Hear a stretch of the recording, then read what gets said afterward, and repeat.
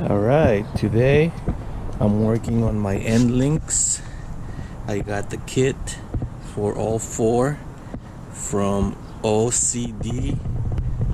Alright, I had to cut the rubber thing on the end link because it kept turning and the hex area got messed up, so I had to cut it.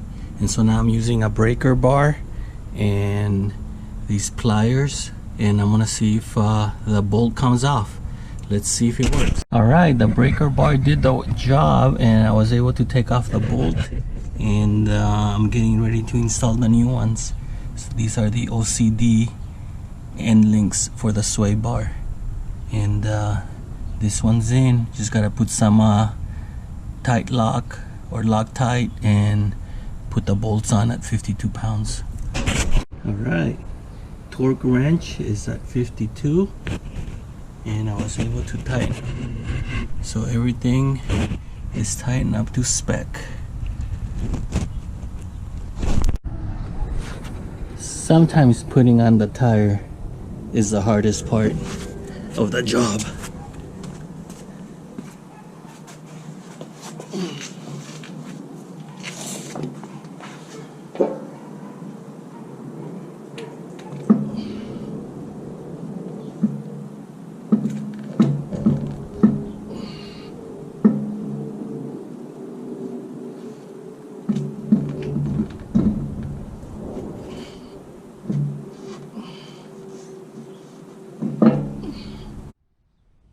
Alright, well, the job is complete. There is the end link in the rear, and here's the end link in the front. All done, ready to go off-road.